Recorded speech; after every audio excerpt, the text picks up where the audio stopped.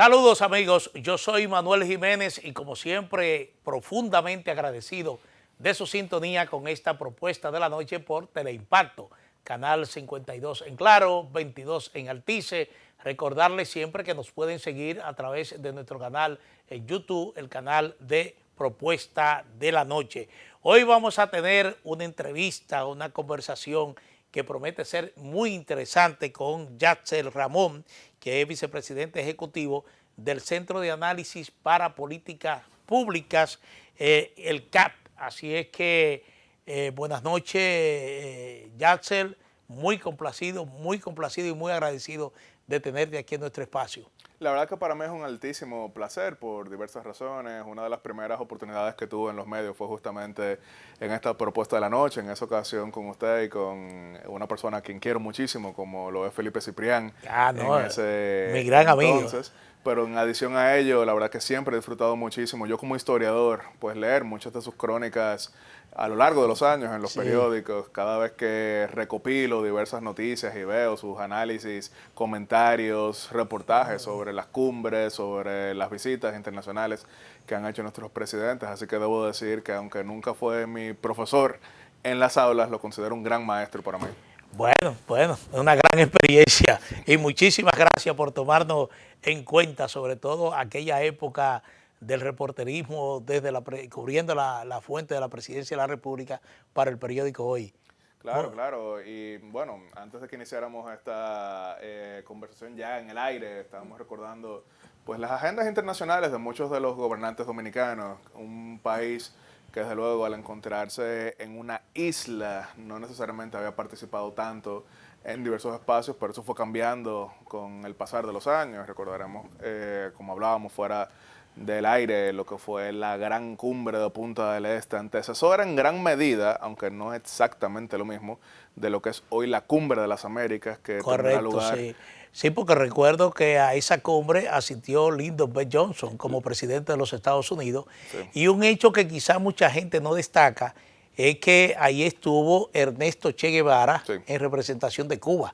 Creo que era ministro de Economía en ese entonces. Efectivamente, quizá para abundarle un poquito a la audiencia, ya que este año, en el mes de diciembre, días 5 y 6, tendremos en nuestro país la 10ª cumbre de las Américas, comprender de dónde viene eso. El presidente Kennedy, quien fue que lanzó la gran estrategia para las Américas, lo que después terminó siendo la IAD, o AID mejor dicho, y posteriormente USAID, pues buscaba contener las influencias soviéticas en el continente, pero había muchas frustraciones en torno a que las ayudas no necesariamente llegaban hacia donde se esperaba, y por eso su sucesor, quien era su vicepresidente, Lyndon B. Johnson, convocó a esta gran conferencia de las Américas en Punta del Este, Uruguay, para más que todo abordar estrategias conjuntas. Para República Dominicana eso ha sido probablemente, y no me atrevo a decir que la más importante, pero por lo menos una de las 5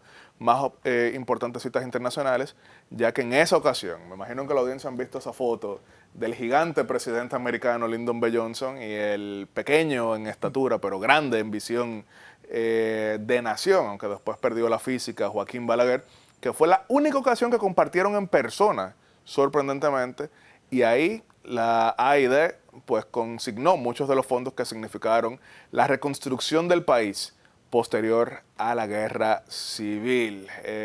Hoy, en el año 2025, nuestro país es uno muy similar a lo que era Uruguay del 67, una economía que crece, una cultura política de diálogo, una sociedad estable. Entonces, hoy, casualmente, más de 5 siglos después del encuentro de lo que terminó siendo el mestizaje y las Américas, esta nación se convierte nuevamente en el punto de coordinación para el hemisferio occidental en un momento de tanta incertidumbre, pero República Dominicana hoy brilla como un faro de luz optimista en la región.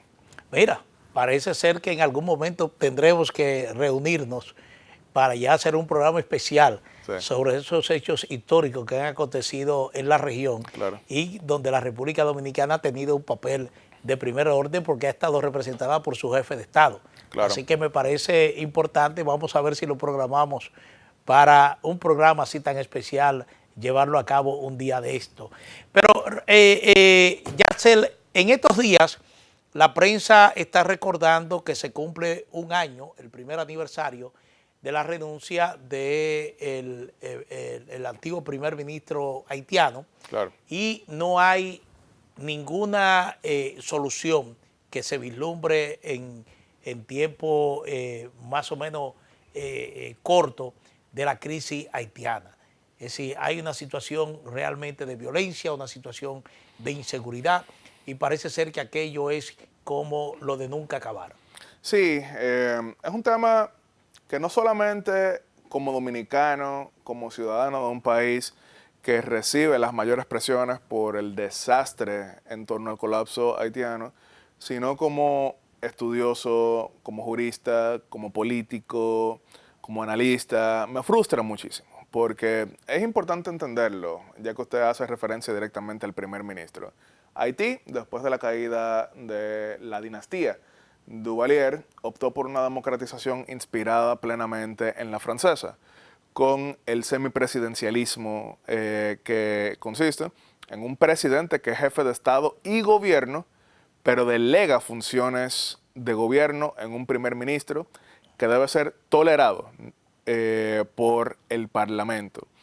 Los franceses llegaron a eso tras siglos y siglos y siglos de monarquías absolutistas, de monarquías constitucionalistas, de repúblicas, de imperios y demás. Y en Haití pensaron que eso podía suceder de un año a otro. Como una copia del carbón. Y lamentablemente no fue así. Entonces frecuentemente en Haití, por ejemplo, si la audiencia entra ahora mismo a Google y busca el listado de ex primeros ministros de Haití, va a ver que en 25 años habrán tenido 20 primeros ministros, y van a ver que frecuentemente el presidente, fuese cual fuese, no lograba investir a sus primeros ministros, y cuando Haití no tiene un primer ministro investido por el Parlamento, el gobierno no tiene iniciativa legislativa. Si no tiene iniciativa legislativa, no puede pasar el presupuesto, y si no puede pasar el presupuesto, no puede recibir los fondos de contrapartida para ayuda internacional. Un desastre terrible, incluso previo a toda la violencia que estamos viendo. Así que quería aprovechar para resaltarlo, que el sistema de gobierno haitiano no es la causa de todos sus problemas, pero definitivamente ha sido factor de exacerbación del drama que viven. Pero como bien mencionan, hace un año Ariel Henry se vio obligado a renunciar. Muy irónicamente, el primer ministro más longevo de Haití en toda su historia. El que no tenía presidente, el que no tenía parlamento, el que no tenía ningún tipo de contrapeso y el que no tenía ningún tipo de autoridad ni fuerza, fue el más longevo. Después de ahí hemos visto dos primeros ministros, ya que su sucesor inmediato pues se peleó con el Consejo Presidencial. Entonces, la razón por la que enfatizo eso, y se preguntarán en la audiencia por qué Yatzel está hablando tanto de la gobernanza haitiana, de la cultura política haitiana, y no está hablando de la situación más urgente y apremiante, que es la violencia, y es que en gran medida los problemas de Haití han sido ese enfoque único en lo urgente, obviando lo importante. Y es que sí, hay que pacificar Haití. Si Haití no se pacifica, no hay nada que hacer posterior, porque definitivamente no podrá funcionar. Sin embargo, para que Haití funcione, necesita un sistema que realmente atienda a sus necesidades. Entonces, tiene un consejo presidencial donde se están matando los miembros. Cuando digo matando, no digo literalmente, Sí, eso es otra cosa. Entendemos. Pero están chocando. No, lo digo porque como en Haití matan de otras maneras, uno podrá pensar que estoy siendo literal. Pero los integrantes chocan entre ellos, se acusan entre ellos, no hay realmente una afinidad que permita avanzar el país. Entonces, eso frustra muchísimo. Ahora mismo hay grandes cuestionamientos sobre qué se puede hacer en Haití. Algunas figuras como el ex embajador en los Estados Unidos de República Dominicana y ex gobernador del Banco Central, historiador, analista, Bernardo Vega, ha dicho que valdría la pena entretener la idea de mercenarios para pacificar Haití, como anunció Ecuador en esta misma semana, que está explorando para combatir la violencia del narcotráfico. Otros han dicho que lo que hay es que pasar de esta misión liderada por Kenia a una misión formal de cascos azules. Otros han dicho que debería haber una misión interamericana con participación más directa de la Organización de Estados Americanos, pero lo cierto es que Haití no ha mejorado. Lo cierto es que Haití sufre, y que mientras Haití sufra, cada día que pasa es un día en que se acercan mayores preocupaciones para República Dominicana, sí, pero para el hemisferio occidental en pleno. Sí. Pero en la medida que pasa el tiempo, uno está viendo, por ejemplo, y se pregunta y reiteradas veces, ¿por qué esta, si se quiere, relativa indiferencia de la comunidad internacional con Haití?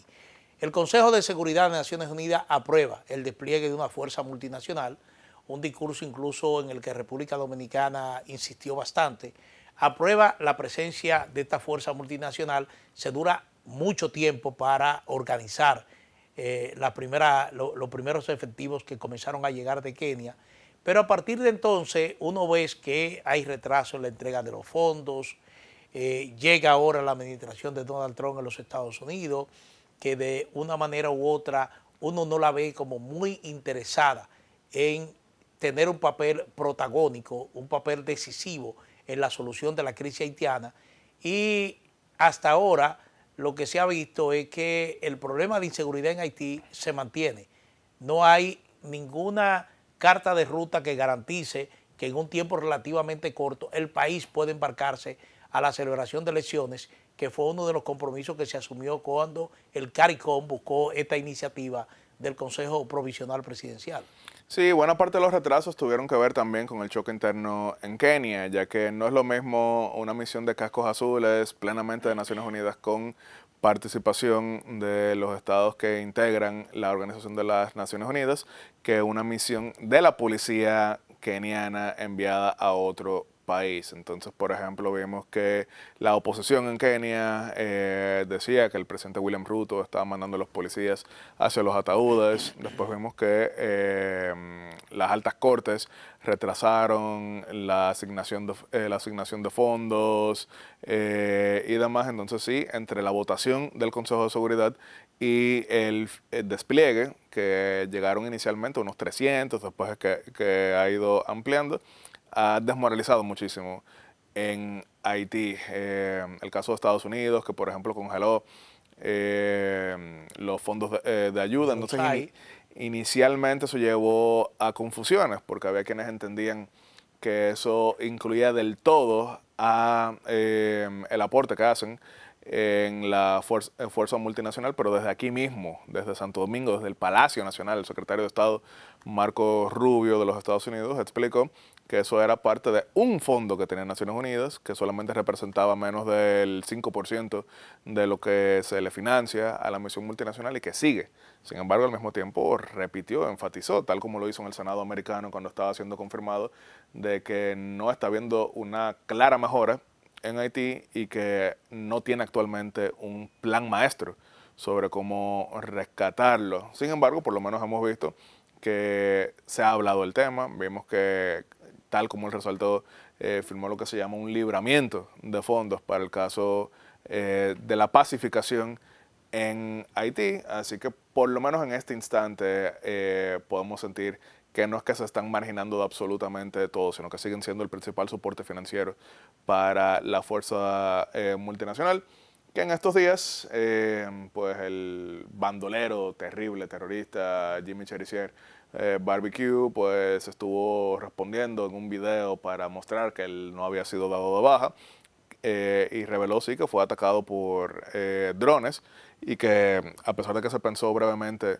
de que había sido pues muerto por ello, que ahora él iba a responder, pero lo que mostró fue mucho temor y mostró pues vulnerabilidad, porque si el dron logró encontrarlo, eso quiere decir que se pudiera utilizar más adelante. Así que por lo menos en medio de tantas noticias negativas con relación a Haití, hay algunas que pueden servir como ruta adelante.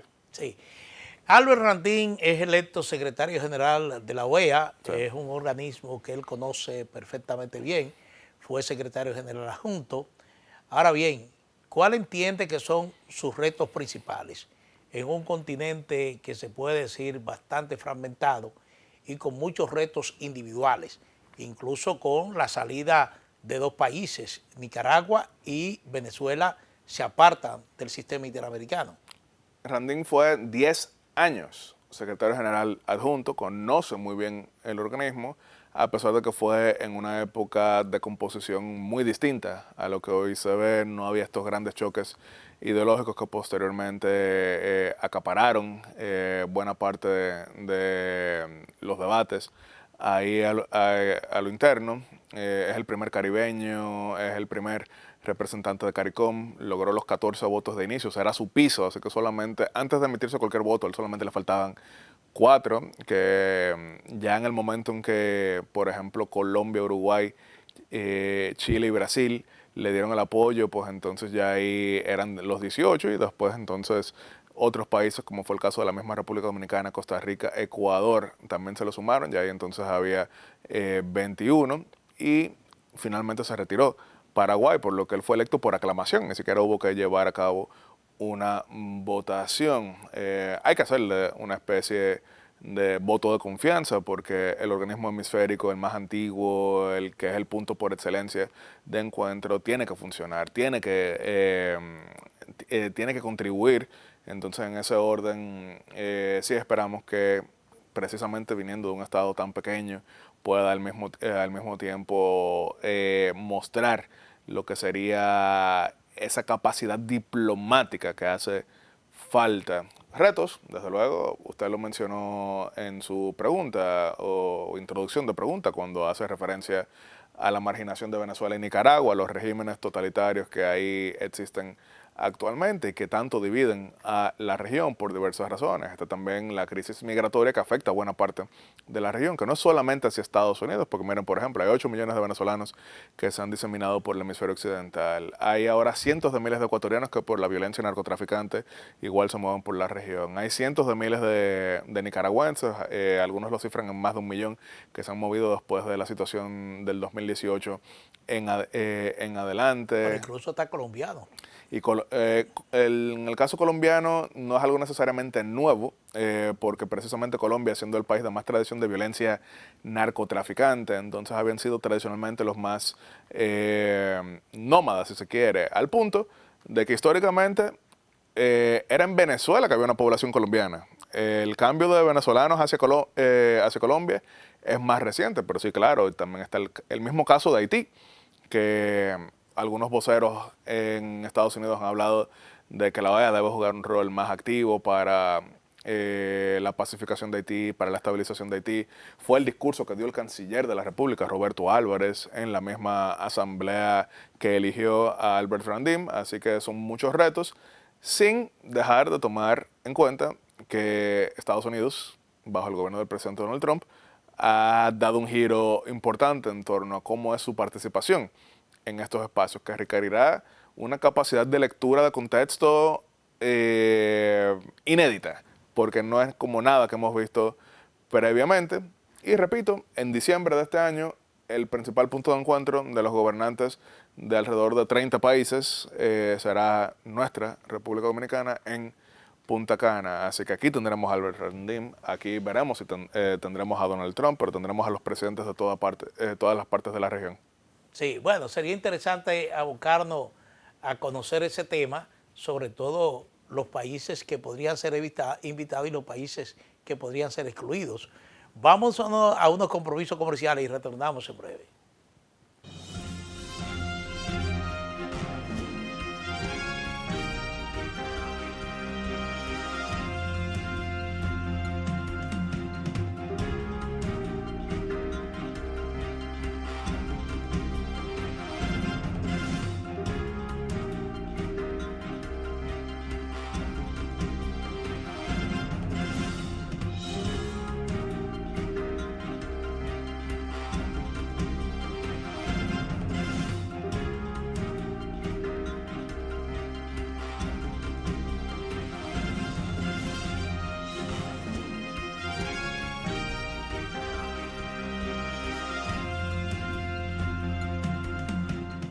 En estos 58 años, hemos sido el impulso que mueve el comercio, favoreciendo la inversión extranjera y brindando oportunidades para nuestra gente. Hemos sembrado la semilla que nos permite cosechar y exportar nuestra alegría y sonrisas propias de lo hecho en RD. 58 años siendo el apoyo incondicional de las industrias, forjadores del comercio e impulsadores de la MIPYME. Somos el Ministerio de Industria, Comercio y MIPYMES y estamos junto a ti.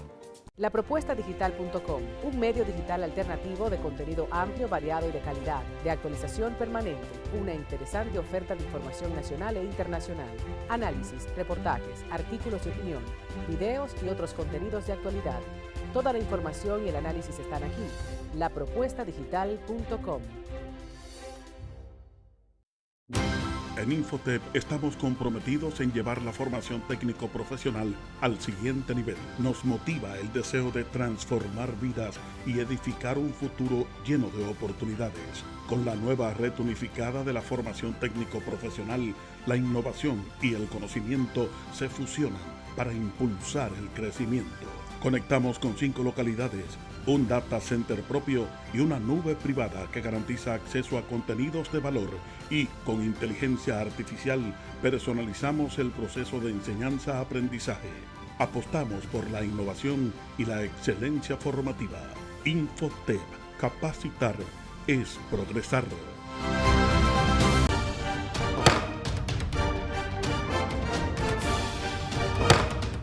La Cámara de Diputados inició la primera legislatura ordinaria con un arduo trabajo, realizando varias sesiones del Pleno, y aprobó 20 resoluciones en las que los legisladores solicitan al Poder Ejecutivo la construcción de obras para beneficio de sus comunidades. Además, Alfredo Pacheco, presidente del órgano legislativo, se reunió con los presidentes de comisiones y la comisión coordinadora para formalizar el compromiso de reducir significativamente la mora legislativa, aprobando proyectos de ley que el país está esperando. Asimismo, Pacheco conformó una comisión especial para continuar el estudio del proyecto de ley de contrataciones públicas. Igualmente anunció que las comisiones coordinadoras de la Cámara de Diputados y el Senado se reunirán para socializar los proyectos de interés común, mientras que la Comisión de Cultura recibió al ministro Roberto Ángel Salcedo para implementar acciones que fortalezcan la agenda legislativa en el área cultural. Y Pacheco presidió el acto de reconocimiento a Roberto Casá por su extraordinaria carrera profesional como educador, historiador, escritor y servidor público. Aprobado.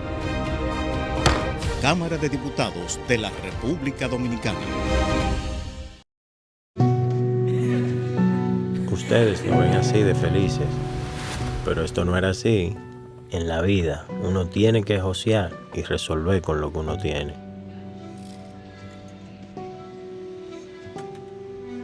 Un día nos sentamos y nos prometimos, vamos a tener nuestra casa propia, para que el chichi que viene en camino pueda crecer feliz y tranquilo. Pero en el fondo, sentíamos que era imposible.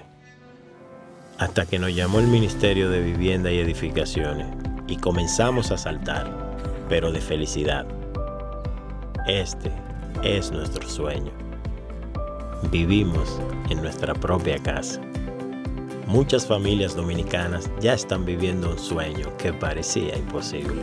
Más de 8,000 viviendas construidas y entregadas. Tener tu casa propia y digna, sí se puede. Ministerio de Vivienda y Edificaciones. Y ahora, el bateador se prepara con 2 outs.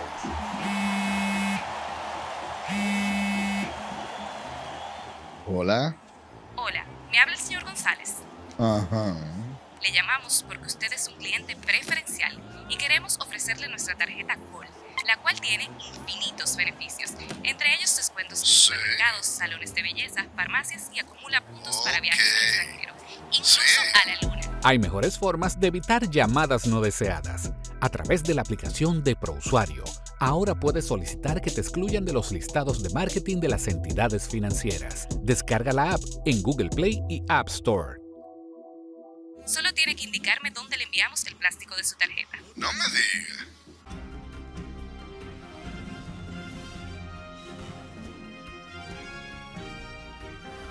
Seguimos con Yacel Román, vicepresidente ejecutivo del Centro de Análisis para Políticas Públicas, CAPS. Yacel, justamente hablaba de que Santo Domingo, concretamente Punta Cana, será sede de la Cumbre de las Américas. La Cumbre de las Américas ya es un evento regional patrocinado fundamentalmente por los Estados Unidos, pero este año tiene una condición que yo diría especial. Ahí va a estar presente Donald Trump. y hasta cierto punto serviría como marco para definir lo que muchos, sobre todo políticos del sector conservador, están visionarizando ya como un cambio de la política de Washington hacia América Latina. ¿Qué tú crees? ¿Qué expectativa tú tienes de este encuentro regional?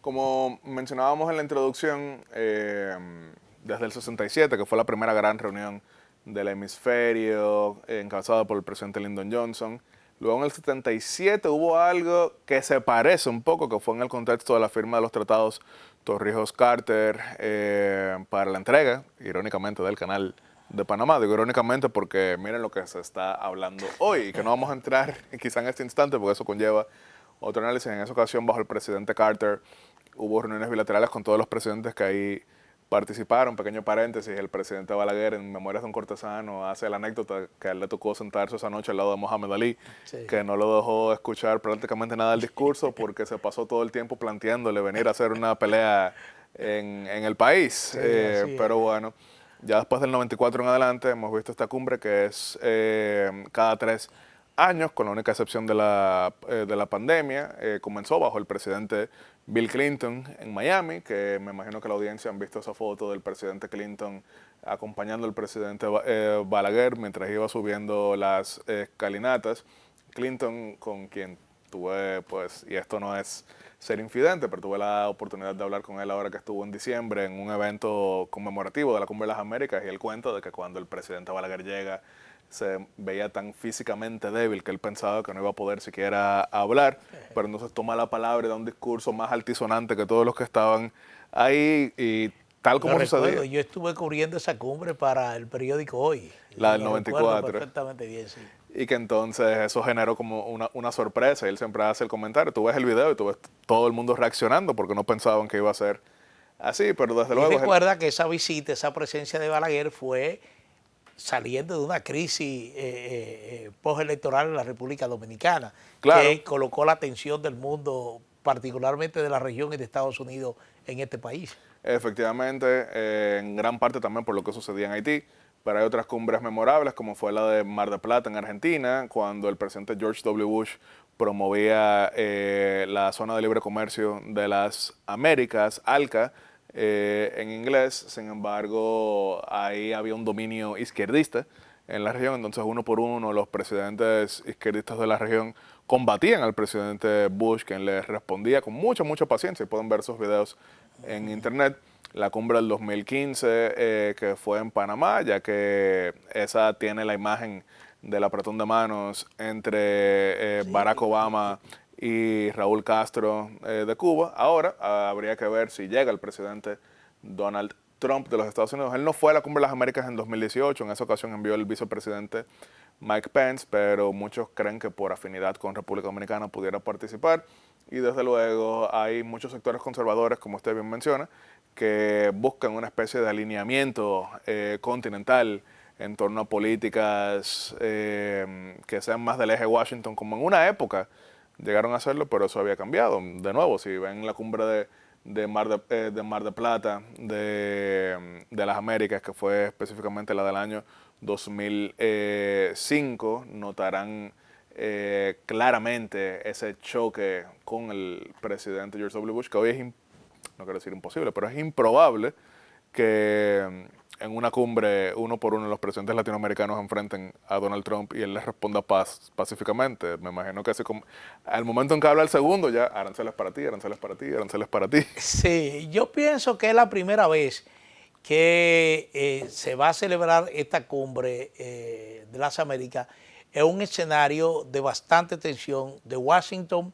particularmente con países de la región. Y me refiero concretamente a la situación de México y Canadá. Claro. Hay una situación muy tensa que unas veces como que disminuye la tensión, otras veces vuelve y la retoma con el tema de los aranceles y las políticas migratorias. Entonces yo pienso que desde ese punto de vista, tú mencionamos el caso de Panamá, que es un caso que igualmente de una u otra manera afecta la relación con América Latina. Y entonces yo pienso que partiendo de esa realidad, de ese escenario, me parece que Trump no desperdiciaría la oportunidad de estar presente aquí en la República Dominicana. Y como tú dices, esa conexión que tiene con República Dominicana, ya lo ha señalado el secretario de Estado Marco Rubio, me parece que de una u otra manera influirá para que él esté presente en esta cumbre, porque también, repito, es una buena oportunidad para definir realmente cuál sería su política frente a la región. Y me imagino Se ha criticado mucho a los gobiernos anteriores de que han estado virtualmente de espalda a la región y más enfocado en la atención a otros conflictos geopolíticos que afectan al mundo. Sí, en algunos casos creo que fue exagerada esa visión, porque por ejemplo, aunque el presidente George W. Bush pues inició las guerras contra el terrorismo, pero nunca dejó de ponerle atención a la región. Él habla español, quizá no es el magnífico español, pero habiendo sido gobernador de Texas y de una familia ligada a cubanos y mexicanos, pero por ejemplo el presidente George W. Bush promovía seriamente también en el Acuerdo de Libre Comercio de las Américas, al mismo tiempo también promovió el DERECAFTA, entre otras iniciativas. Pero por lo menos en los gobiernos de Barack Obama, Donald Trump primero y también Joe Biden, quizás hubo enfoques en otros lugares, pero ahora mismo hay una gran aspiración hemisférica en Washington. Claro, hay conflictos, como es el caso con Canadá, como es el caso con México. Sin embargo, llamativamente podemos resaltar que el enviado especial para América Latina del presidente Donald Trump, Mauricio Clave Carone, ha hablado muy positivamente de la presidenta Claudia Sheinbaum de México. Han logrado algunos acuerdos, le están extraditando personas acusadas. Bueno, el mismo Trump ha dicho que ella se ha portado bien.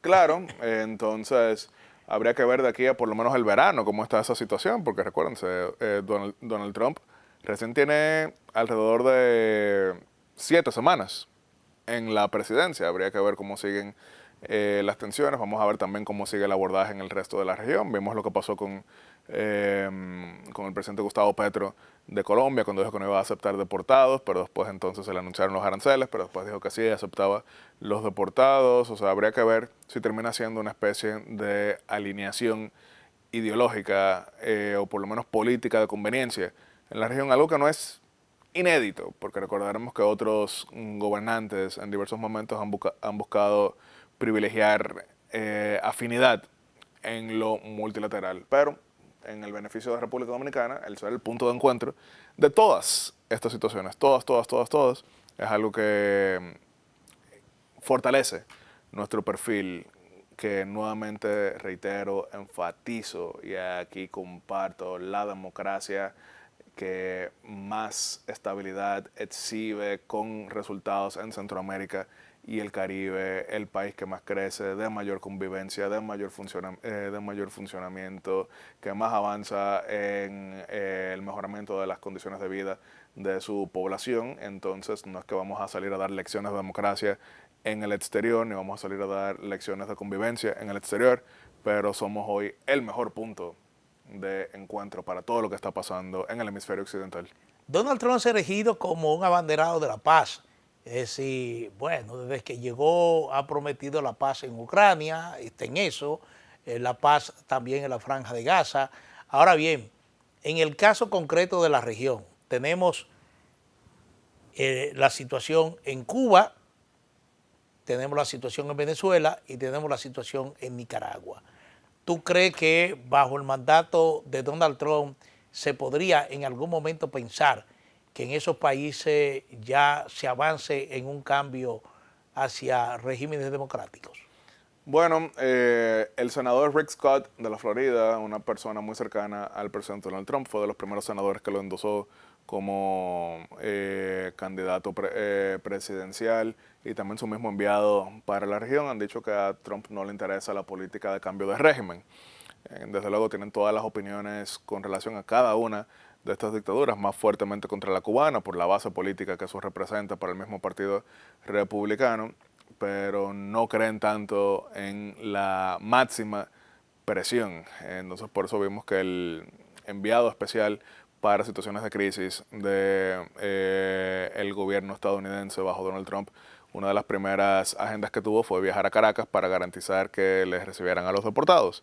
Y han dicho en varias entrevistas que su meta no es tumbar directamente. Y lograr la libertad de varios estadounidenses. Claro, y han repetido que su meta no es tumbar a estos gobiernos. Incluso han sido muy críticos con la política de subsidios extranjeros a sectores opositores. El senador Scott dijo en una reciente comparecencia, miren, yo no puedo ir donde los contribuyentes de impuestos en la Florida y decirle, tenemos que seguir gastando esto en opositores porque en algún momento van a caer las dictaduras y la gente lo que está viendo es que no caen.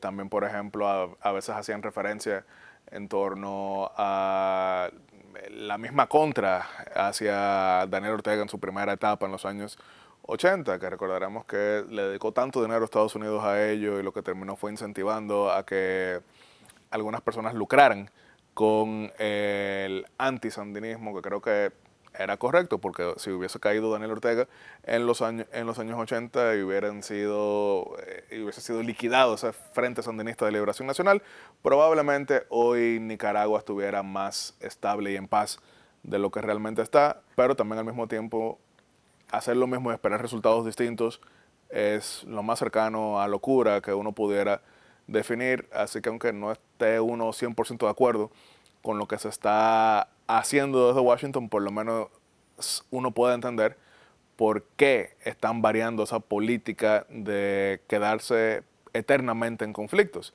E incluso más allá de la región, miren lo que pasó con Ucrania, que no recibieron como un héroe a Volodymyr Zelensky. Al contrario, lo que resaltaron fue, estamos gastando tanto dinero y no estamos viendo ningún avance en torno a ello. Cuando él les quiso hablar de que era parte de su propia seguridad, ahí fue que estallaron con relación a todo lo que vimos en la prensa global y quienes vieron en vivo ese espectáculo. Y eso no es algo que lo inventó la administración Trump. La administración Trump identificó que muchos contribuyentes de impuestos americanos no están dispuestos a eternamente pagar por conflictos sin solución.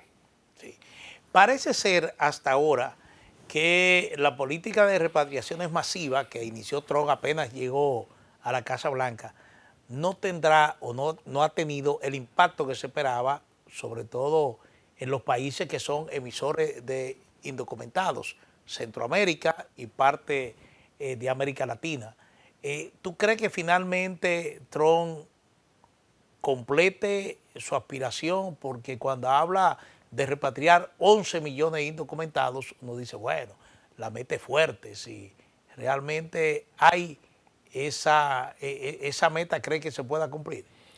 En ocasiones las metas no son literales con punto y coma. En ocasiones las metas lo que son es una pauta de política pública, porque lo que están tratando hasta más no poder es de dejarle claro a posibles migrantes irregulares, a posibles traficantes de personas, a posibles tratantes, de que Estados Unidos no va a tolerar que se burlen de sus leyes, que Estados Unidos no va a darle la bienvenida con los brazos más abiertos a quienes penetren irregularmente su territorio, más que todo desde el punto de vista de la frontera sur, que es lo que más les llama la atención. Claro, ellos también han hablado de, por ejemplo, lo que llaman turismo de parto, que aquí tratamos también en República Dominicana, pero en una perspectiva distinta. Así que aunque no logran deportar 11 millones de personas, lo cual es muy difícil, lo cierto es que no van a utilizar discursos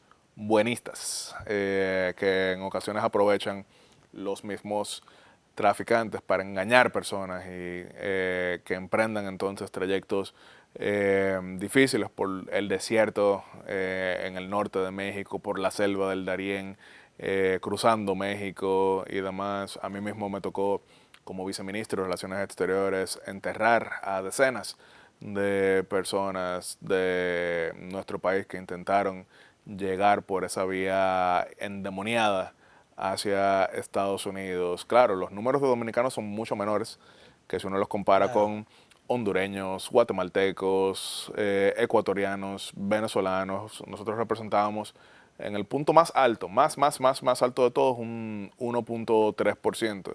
Pero claro, una vida que se pierda en ese contexto es una vida que nos duele, es una vida que nos hace falta. Por eso yo más que todo me enfoco en el mensaje que están dando. Yo con esto no quiero decir que estoy 100% de acuerdo con la retórica, con el accionar, con el terror que siembran, pero creo que es un importante disuasivo cuando se habla de la migración irregular, principalmente por trayectos en ese orden, que, repito, desiertos, selvas, cocodrilos y demás, crimen organizado. Sí. Bueno, Yacel, no podríamos terminar esta entrevista sin hablar de Ucrania y el escenario que se presenta ahora. Después de estos compromisos comerciales, vamos a abordar ese tema porque está bastante candente. Claro.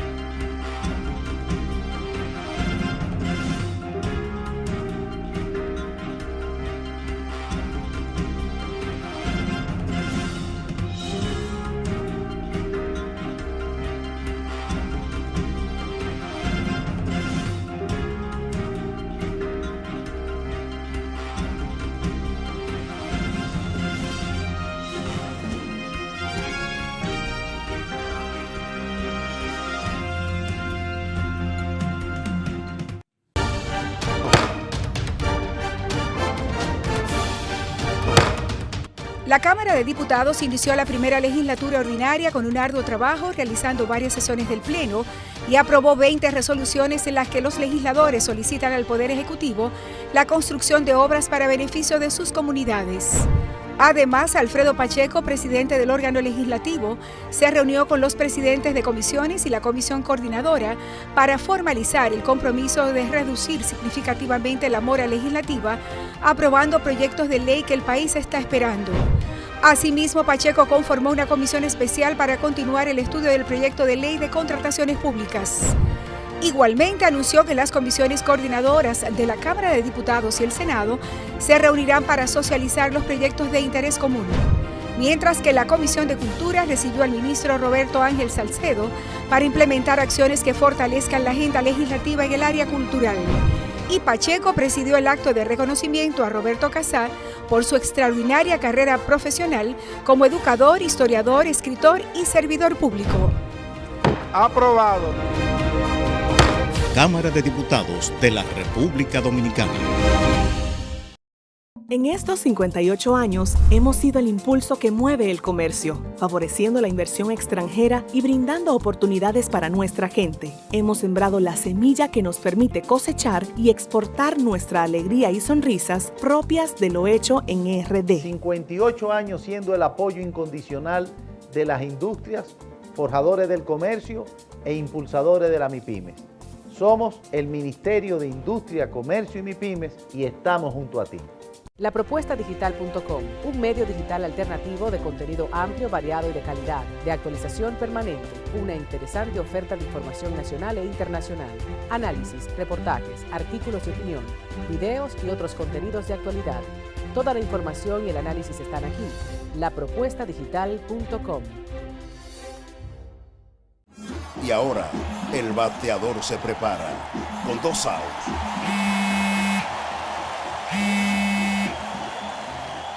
Hola. Hola, me habla el señor González. Ajá. Le llamamos porque usted es un cliente preferencial y queremos ofrecerle nuestra tarjeta Col, la cual tiene infinitos beneficios, entre ellos descuentos en supermercados, salones de belleza, farmacias y acumula puntos para viajes al extranjero, incluso a la luna. Hay mejores formas de evitar llamadas no deseadas. A través de la aplicación de ProUsuario, ahora puedes solicitar que te excluyan de los listados de marketing de las entidades financieras. Descarga la app en Google Play y App Store. Solo tiene que indicarme dónde le enviamos el plástico de su tarjeta. No me diga. En Infotep estamos comprometidos en llevar la formación técnico-profesional al siguiente nivel. Nos motiva el deseo de transformar vidas y edificar un futuro lleno de oportunidades. Con la nueva red unificada de la formación técnico-profesional, la innovación y el conocimiento se fusionan para impulsar el crecimiento. Conectamos con 5 localidades, un data center propio y una nube privada que garantiza acceso a contenidos de valor, y con inteligencia artificial personalizamos el proceso de enseñanza-aprendizaje. Apostamos por la innovación y la excelencia formativa. Infotep, capacitar es progresar. Cuando caían 2 gotas de agua, ahí sí es verdad que llovía más dentro que afuera. El sueño de que mi familia tuviera su casa propia, que pudieran vivir bajo un techo seguro, parecía imposible. Era algo que nos hacía sentir que no había esperanza.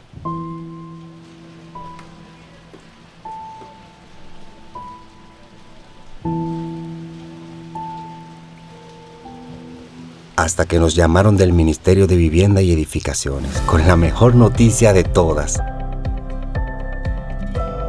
que ahora tenemos nuestra propia cocina, nuestro propio hogar, nuestro lugar favorito. Tener tu casa propia y digna sí se puede. Más de 8,000 viviendas construidas y entregadas. Tener tu casa propia y digna sí se puede. Ministerio de Vivienda y Edificaciones.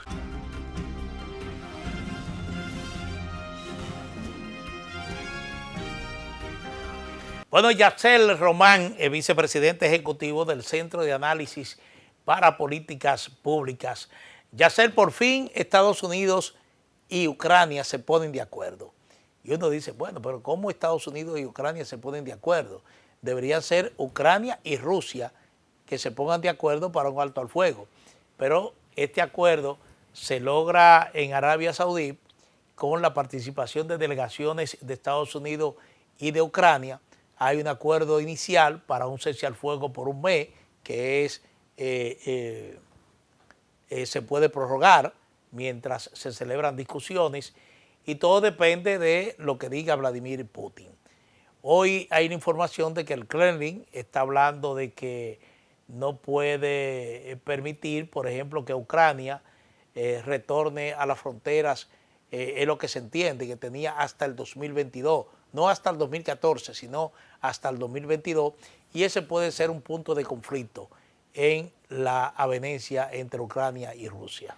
Sí, Estados Unidos bajo Donald Trump ha variado bastante su línea en torno a Ucrania, porque el gobierno de Joe Biden repetía muchísimo de que Ucrania debía volver a las fronteras que tenía previo a 2014. Después entonces vimos que bajo el gobierno de Donald Trump muchos han dicho que eso es irrealista, y que entonces precisamente al ser irrealista no tiene sentido ponerlo como una especie de línea roja. Pero tras aquella visita de Zelensky a Washington, tras aquellos choques, entonces ellos han accedido a este cese al fuego durante 30 días. Falta que Rusia acceda a ello, pero vimos que, por ejemplo, la semana pasada Donald Trump anunció el endurecimiento de las sanciones a Rusia, y precisamente por ese endurecimiento es que algunos esperan que se adhiera a este acuerdo en busca de paz. Lo que está muy difícil es que Ucrania acepte un acuerdo que no retorne ni siquiera a 2014, sino que ni siquiera retorne a lo que existía previo a 2022. Eso es una línea roja para Europa, es una línea roja para Ucrania, y en Estados Unidos entretienen diversas opciones. Hay quienes entienden que sea lo que sea con tal de frenar a Putin, si eso incluye algunos sacrificios, pues entonces puede valer la pena, pero hay una clara mutación de la participación estadounidense en el tema de la guerra al este de Europa, que afecta por la agresión de Rusia a Ucrania. Podemos hacer mejores comentarios en el momento en que sepamos cuál será la respuesta de Rusia. Vimos que, por ejemplo, en el caso de Medio Oriente, sí, a pesar de toda la actuación condenable que ha llevado a cabo el grupo terrorista Hamas, pero por lo menos estos sí acordaron liberar rehenes, cese el fuego, liberación también de algunos prisioneros en el mismo Israel, así que... Sí, con una participación directa igualmente de Estados Unidos. Sí, no, y por eso mismo digo, si lo lograron en un lugar donde el conflicto es más longevo que el mismo que se ve actualmente en... Bueno, más longevo y complejo. Más longevo y complejo porque se trata de la existencia misma de cada uno de los estados, pues pudiéramos hacer un voto de esperanza a que haya mayores arreglos en torno a Rusia y Ucrania, que ya llevan más de 3 años en esta situación y que ya lo cambiaron tranque, porque nadie estaba avanzando, ni un milímetro, ni uno ni otro. Entonces, Trump aspira a ser el presidente de la paz, pero mostrando que está dispuesto a utilizar el garrote del cual habló el presidente Roosevelt a inicios del siglo XX y utilizarlo para no solamente exhibirlo, sino cuando hay que golpear para dejarte saber lo mucho que duele el garrote y enviar el mensaje de que si te dolió eso, imagínate lo que voy a hacer si tú no cumples con los que son mis demandas, y en este momento ellos repiten que su demanda es la paz. Sí. Bueno, dependerá mucho la posición que asume Estados Unidos en esas conversaciones que se anticipan con Rusia sobre si Ucrania retorna a sus fronteras antes del 2022, porque Estados Unidos jugará un papel determinante ahí. Claro. Porque de otra manera lo que tú estás diciendo es que Rusia ganó la guerra. Ahora bien, marginar a la Unión Europea de este proceso.